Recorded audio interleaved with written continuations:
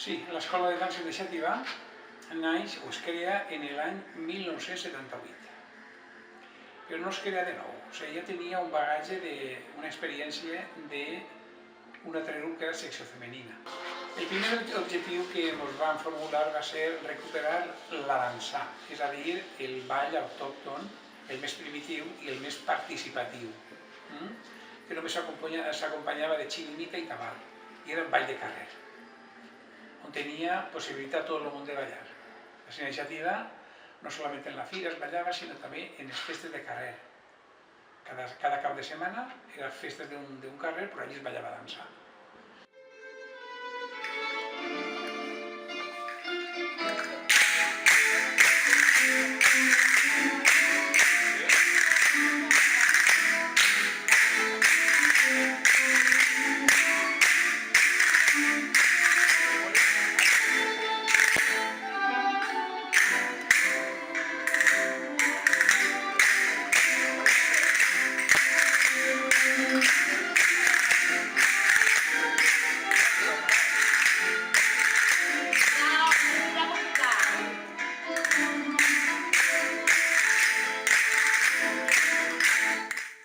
Això va ser els primers anys.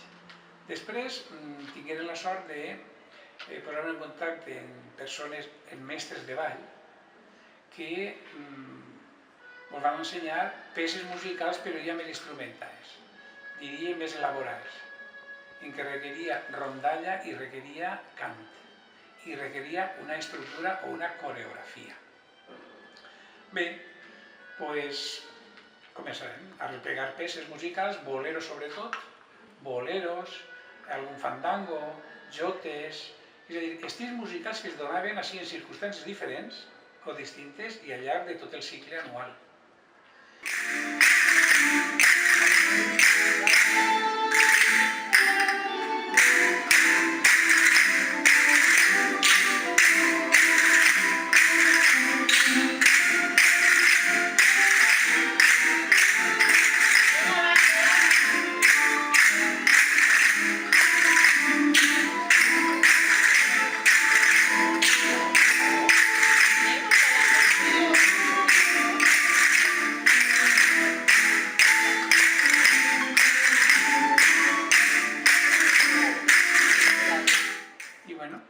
I ja va ser l'origen que, com qui no vol, arreplegaren uns, Raquel i jo, 20 i tres balls d'ací.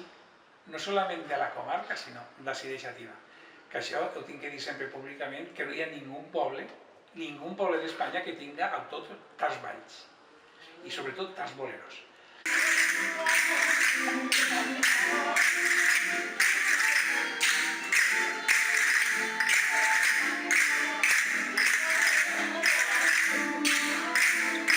Tingueren també la sort que els mestres de ball ens van donar un estil definit.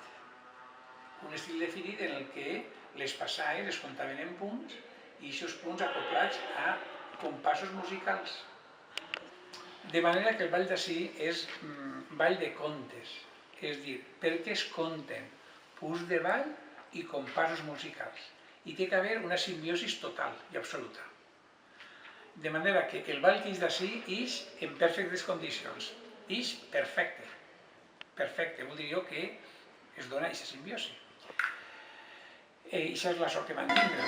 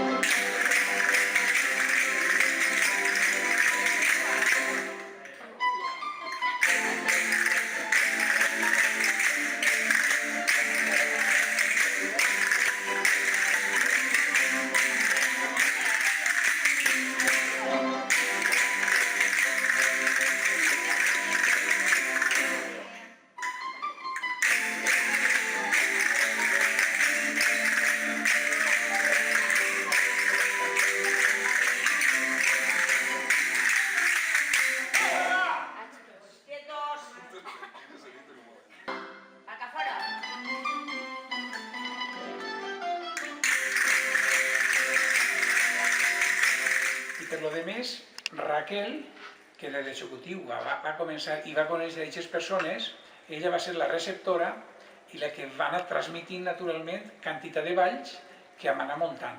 De vegades ha sigut de font directe, que m'ho van ensenyar aquestes persones. Per un altre conducte va ser, m'ho explicaven oralment com es feia.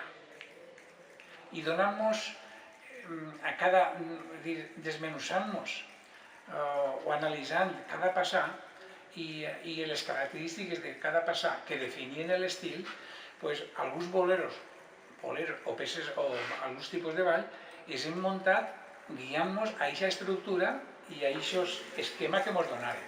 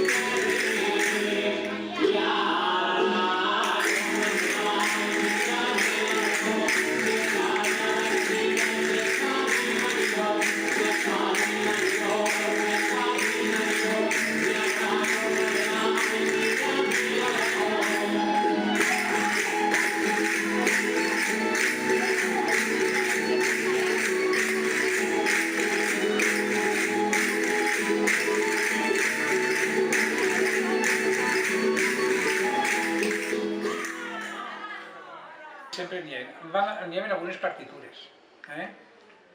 Concretament un mestre de ball, el senyor Pepe Richard, i aquest senyor era ballador perquè sa mare també era mestra i tenia coneixements musicals. I aquest sí que actuava sobre partitura. Això per ahí. Després tinguérem la sort també de... Els mestres Pero Padre.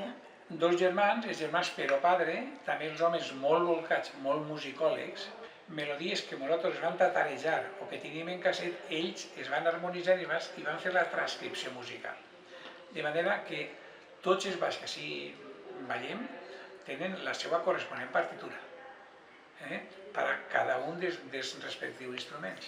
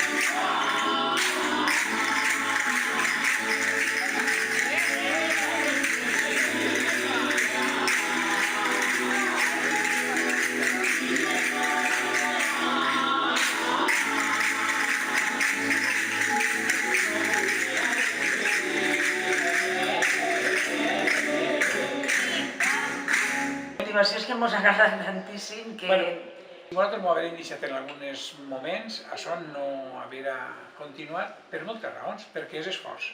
Quan a aquestes hores un divendres o un dissabte la gent està i fa fred, i la gent està espatarrà, veient la televisió perquè fa fred, doncs tu tens que tindre la diferència de vindre així a assajar.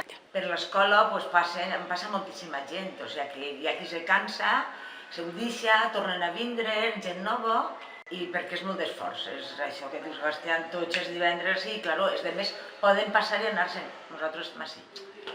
Durant 35 anys, 36 ja, que té l'escola, nosaltres estem així sense faltar cap divendres. A Déu gràcies que si m'ho deixarem per imperatiu el que fora, doncs sempre ja n'hi ha unes persones que hi ha continuïtat, però no volen, és que vosaltres dieu que vindre, i efectivament.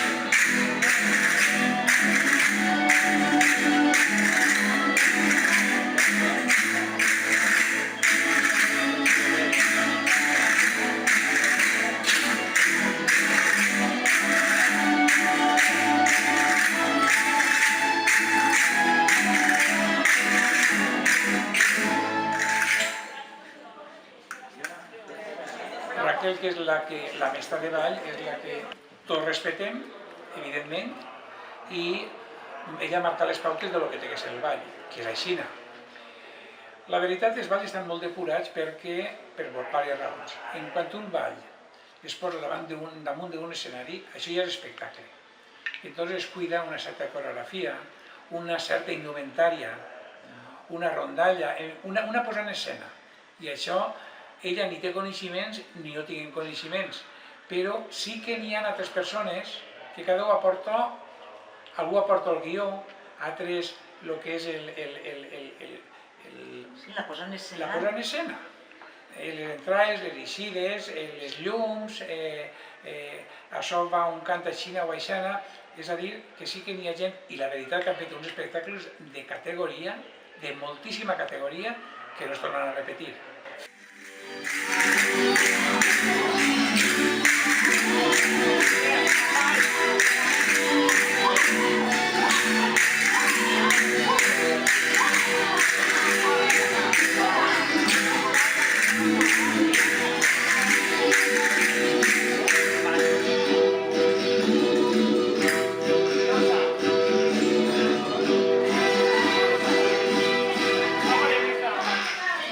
Fem intercanvis, també intentem que vingui algun grup que pugui donar algo nou i que coneixi, perquè així la gent és exigent. I triant o vinguin grups de fora que tinguin certa solvència o certa categoria. I que siguin prou diferents a lo nostre, perquè vegin que altres cultures de balls i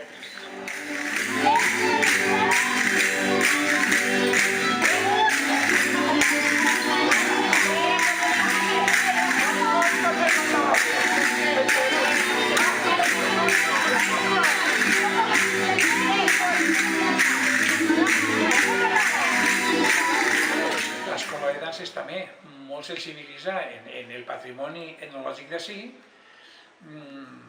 és la que ha muntat Raquel sobretot, les danses del corpus, les danses gremials del corpus, ella ha sigut la que és ensenyat i és ensenya.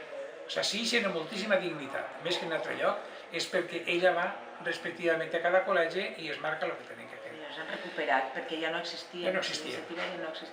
I els han recuperat i els han portat a cada col·legi i cada col·legi té la seva densitat.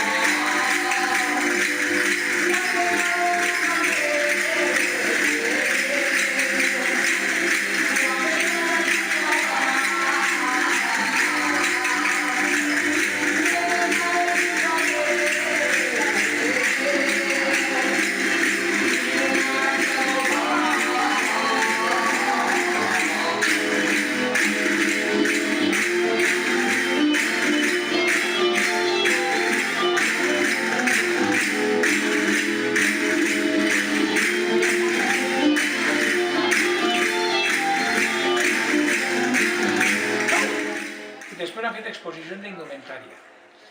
Han fet tallers de pentinats, diferents tipologies de pentinat. Tallers en quant a com es deuen de vestir les dones, diferenciant el que és tratge de fallera o tratge tradicional del dena o del líquid, en peces autèntiques. A vegades han fet desfiles, conferències.